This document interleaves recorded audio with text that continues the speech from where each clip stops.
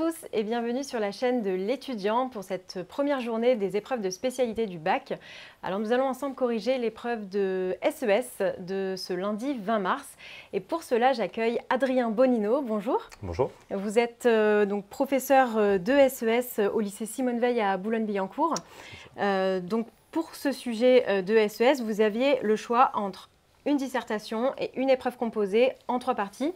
Est-ce qu'il y avait des difficultés majeures dans ces deux types d'exercices ou pas spécialement? Non, c'était des exercices assez classiques au final. Peut-être une petite difficulté sur la 3e partie de l'épreuve composée puisqu'elle portait sur une petite dimension du programme. Voilà, donc il ne faut pas que les candidats aient fait l'impasse sur ça, mais dans l'ensemble, c'était relativement facile. Super. Alors, on va peut-être commencer donc, par corriger le sujet de dissertation. La dissertation qui portait sur comment l'action collective s'est-elle transformée dans les sociétés démocratiques. Donc, de manière générale aussi, pas de difficulté majeure Pas de difficulté majeure, si ce n'est que le sujet est quand même assez large. Donc, il va falloir essayer de le préciser dans l'introduction et notamment dans la problématisation du sujet. Voilà. Ouais, justement, l'intérêt de la dissertation, c'est ça, hein, c'est problématiser un sujet. Donc là, par exemple, qu'est-ce qu'on aurait pu faire comme problématique? Alors déjà, pensez à bien définir la notion d'action collective qui fait référence ici aux grèves, aux manifestations. Société démocratique aussi, avoir une définition un peu extensive des sociétés démocratiques, c'est-à-dire ne pas limiter la définition au système électoral, mais montrer que dans une société démocratique, il y a des acteurs de la société civile qui peuvent s'impliquer aussi via des mobilisations collectives et influencer le pouvoir politique. Donc adopter cette définition plus sociologique ou plus large en tout cas de société démocratique. Et pour problématiser le sujet, pensez à utiliser les 3 distinctions que les élèves ont vues dans le programme, à savoir qu'une action collective peut se définir par son objet, c'est-à-dire le type de revendication qu'elle porte, par le type d'acteur en présence et par les moyens d'action que l'on nomme en sociologie les répertoires d'action collective. Donc c'était un moyen aussi de structurer le plan attendu, le plan de la dissertation. On pouvait du coup faire de ces 3 éléments 3 parties, mais pas forcément. Par exemple, 3 parties assez classiques, donc distinguer les objets, les acteurs et les répertoires d'action, mais on pouvait aussi essayer de recomposer tout ça en 2 grandes parties. Moi, c'est ce que je vous propose de faire éventuellement. Ouais. Donc, dans un premier temps, montrer que les objets des mobilisations ont évolué au cours du temps long, prendre le XXe siècle comme point de référence, et ensuite montrer que cette évolution concerne aussi les acteurs en présence et les répertoires d'action. Voilà. Dans la première partie, faire une distinction, donc 2 sous-parties. Une première portant sur, en essayant de caractériser les revendications qui dominaient la société industrielle, donc montrer que les objets portaient essentiellement sur le partage des richesses, la question sociale, la question des salaires, des conditions de travail, tout le mouvement ouvrier. On pouvait éventuellement s'appuyer sur le document 1 qui montrait que le taux de syndicalisation au début des années 50 était relativement élevé, presque un tiers des salariés étaient syndiqués, on est autour de 30%. Même si ce dernier a ensuite fortement diminué.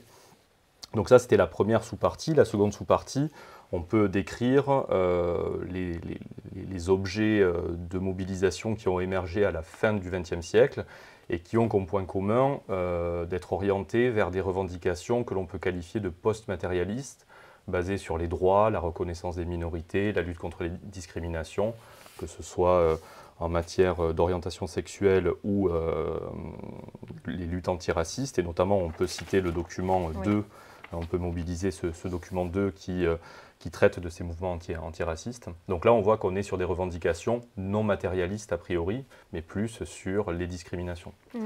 Voilà. Donc ça, c'est pour la première partie. Et ensuite, enchaîner avec la présentation de l'évolution à la fois des acteurs et des répertoires d'action. C'est ce qu'on pouvait faire dans la deuxième partie. Donc dire par exemple dans une première sous-partie qu'on a un relatif déclin du syndicalisme en l'illustrant avec le premier document. Oui. On a aussi un recul du militantisme politique traditionnel. On pouvait s'appuyer sur le document 3, où 8% seulement des Français interrogés pensent que le militantisme est efficace pour influencer l'action politique, enfin l'action du pouvoir.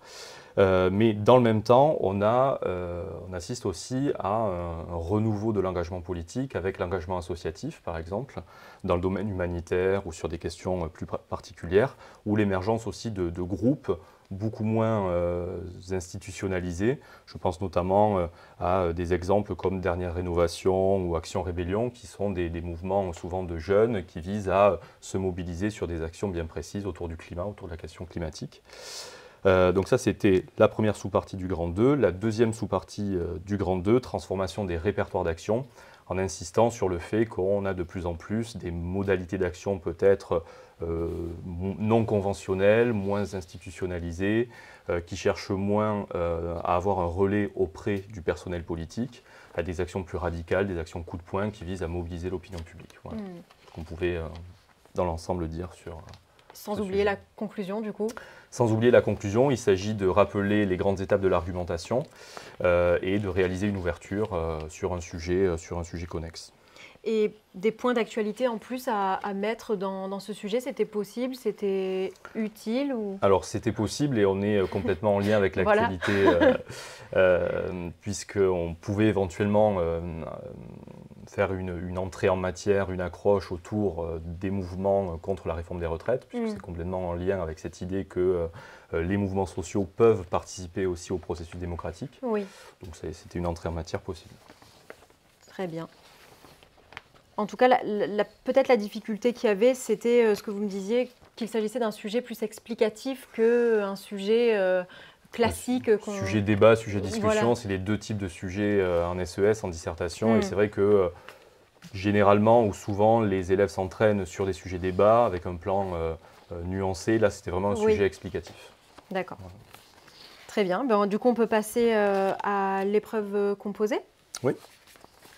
Donc là, pareil, une épreuve composée donc, de 3 parties. Pas de difficulté majeure, a priori, selon vous. Peut-être sur la dernière partie, le raisonnement s'appuyant sur un dossier documentaire qui était un peu plus délicat, peut-être. On va y revenir. Donc peut-être pour commencer, alors effectivement, la mobilisation des connaissances, donc question de cours classique. La petite difficulté peut-être, il y aurait une difficulté dans cette question-là ou pas? Alors, spécialement Pas de difficulté particulière, il faut juste penser à rappeler la définition des classes sociales dans la réponse. Donc dire que c'est un ensemble relativement vaste d'individus qui ont la même position dans la hiérarchie économique. On peut s'appuyer sur la définition de Marx par exemple, ce n'est pas forcément nécessaire, mais en tout cas bien mentionné dans la copie, que c'est la hiérarchie économique qui permet de définir la notion de classe sociale et qui va orienter par la suite un système de valeurs identiques, des formes d'engagement politique assez similaires, etc. Et ensuite, on pouvait donc répondre à la question, 2 arguments pour montrer que les classes sociales sont toujours actuelles, sont toujours un outil pertinent. Donc 2 arguments principalement, dire que le processus de moyennisation qui a débuté dans les années 60, grosso modo en France, s'est arrêté dans les années 90-2000. Donc il y a un arrêt de la réduction des inégalités et même un certain retour. Donc ça, c'est le premier argument.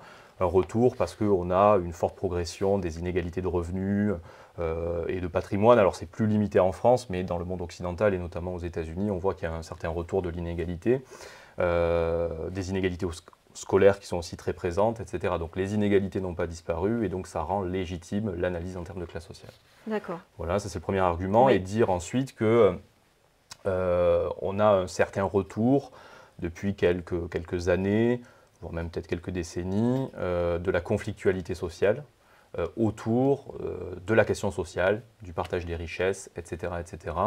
Alors on peut citer, bon c'est souvent cité peut-être parfois en excès, mais le mouvement des Gilets jaunes par exemple qui illustre ça, la réforme, le mouvement contre la réforme des retraites, on est au cœur d'une question sociale qui est aussi la question du temps de travail qui a alimenté le mouvement ouvrier depuis le 19e siècle.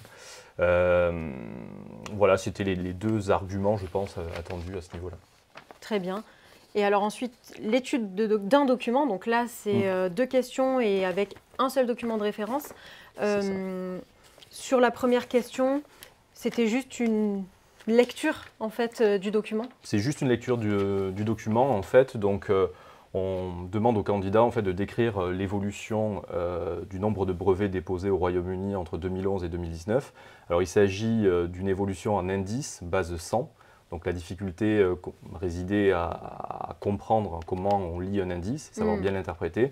Donc pour la première question, il fallait dire qu'entre 2011 et 2019, le nombre de brevets déposés au Royaume-Uni a progressé de 8%, puisqu'on est passé d'un indice base 100 en 2011 à un indice 108 en 2019. Voilà.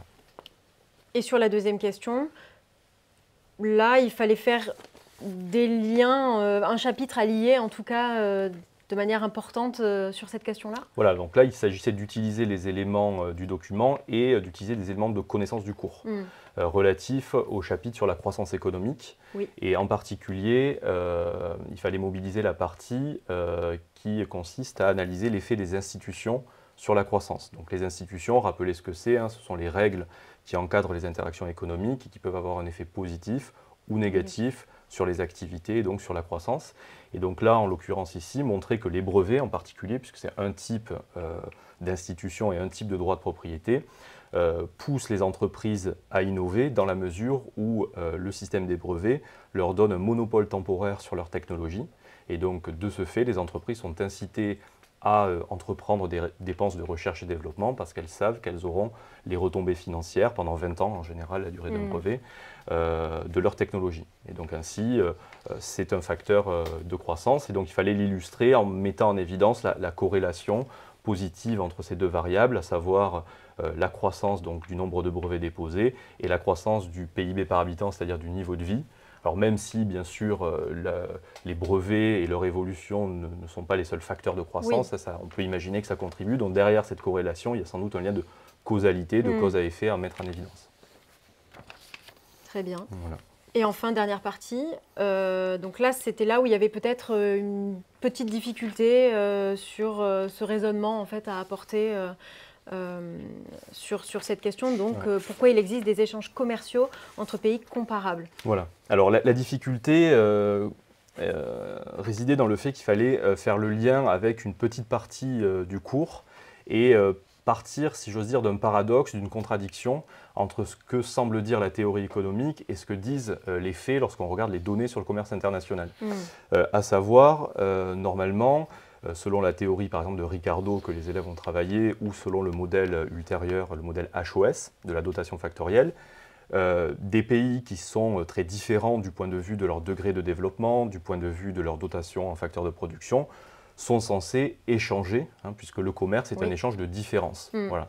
Or, quand on regarde les chiffres, quand on regarde les données, on se rend compte que l'essentiel ou une forte part des échanges commerciaux se font entre pays qui se ressemblent du point de vue de leur degré de développement et échangent des produits très proches, similaires que l'on nomme commerce intra-branche. Voilà. Donc il s'agissait d'expliquer cette contradiction, ce paradoxe.